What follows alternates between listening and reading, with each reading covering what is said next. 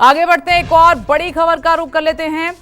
महाविकास अघाड़ी में seat sharing का formula तय हो गया है। ये बड़ी खबर आपकी टीवी स्क्रीन पर। कांग्रेस 105 सीटों पर चुनाव लड़ेगी फॉर्मूले के मुताबिक, और वहीं शिवसेना यूबीटी की तरफ से 95 सीटों पर उम्मीदवार मैदान में उतारे जा सकते हैं, और एनसीपी एस 85 सीटों पर अपने प्रत्याशी उतारेगी। जो महाविकास अघाड़ी में फॉर्मूला तय हुआ है, आज शाम महाविकास अघाड़ी की प्रेस कॉन्फ्रेंस से इस पर हमारी नजर रहेगी, अपडेट आप तक पहुंचाएंगे। काफी आपने देखा कि किस तरह से शिवसेना यूबीटी और कांग्रेस के बीच में विदर्भ की सीटों के साथ साथ कुछ और सीटों पर भी टकराव लगातार चल रहा था।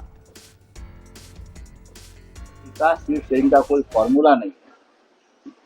महाविकास आघाड़ी की जो लिस्ट है वो इसलिए देते हो कि हम सत्ता बनाने जा रहे हैं, हम सत्ता पर कब्जा करने जा रहे हैं। बाकी लोग तो अपोजिशन में बैठने वाले हैं खिचड़ी पका कर।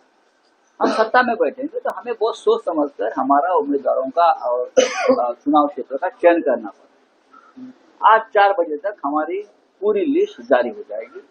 काम कल रात को लगभग पूरा हो गया है और हमारे में कोई मतभेद नहीं है, कोई भेद नहीं है, कोई मनभेद नहीं है। सब कुछ ठीक ठाक हो रहा है।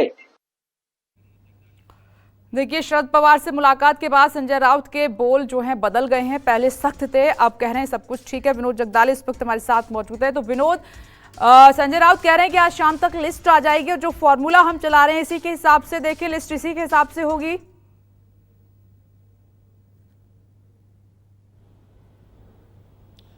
देखिए 105 सीटें हैं जो कांग्रेस पार्टी लड़ने वाली है, 95 सीटें उद्धव बालासाहब ठाकरे की शिवसेना लड़ने वाली है, और जो 85 सीटें हैं वो शरद पवार की लड़ने वाली है पार्टी। 3 सीट बच जाती है, और इसी 3 से 4 सीटों के बीच अभी भी मातापच्ची चल रही है। शिवसेना खुद को 100 सीटें चाहती है, और वो ये कह रही कि कांग्रेस 3 सीटें 4 सीटें हमें दे दे और एनसीपी शरद पवार से 1 सीट मिले, लेकिन अब तक उसमें बात नहीं बनती आ रही है। समय बीतता जा रहा है, लेकिन आज शाम तक वहां पर प्रेस कॉन्फ्रेंस होगी और कौन कितने सीटों पर लड़ेगा ये वहां पर डिक्लेयर हो जाएगा, और इसके बाद शायद वहां पर लिस्ट भी जारी हो जाएगी कि कौन से उम्मीदवार कौन से चुनाव क्षेत्र में कौन से पार्टी द्वारा लड़ रहे हैं, ये भी वहां पर डिक्लेयर हो जाएगा। देखिए, अब तक शिवसेना एकनाथ शिंदे की भी लिस्ट 45 उम्मीदवारों की आ चुकी है। भारतीय जनता पार्टी की 99 उम्मीदवारों की लिस्ट आ चुकी है। एमएनएस जो अकेले लड़ रही है उसकी 45 उम्मीदवारों की लिस्ट आ रही है, लेकिन अब तक महाविकास आघाड़ी की लिस्ट नहीं आई है।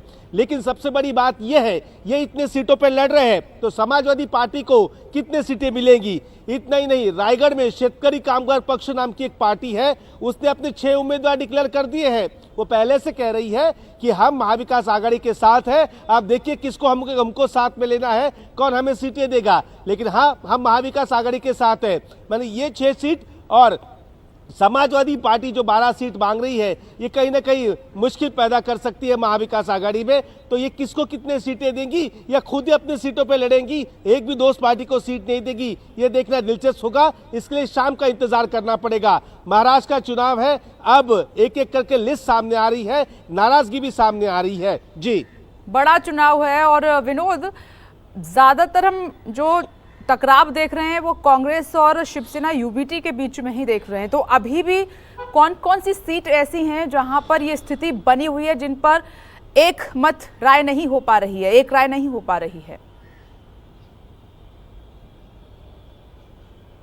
देखिए, भाईकला की जो विधानसभा की सीट है वो कांग्रेस चाहती है, लेकिन वो शिवसेना यूबीटी मांग रही है। इसके अलावा कुलाबा की सीट है जो शिवसेना लड़ती आ रही है, वो कांग्रेस मांग रही है कि कांग्रेस का दावा है कि वहां पर हम चुनाव जीत सकते हैं। इसके अलावा विदर्भ की ऐसी एक सीट है।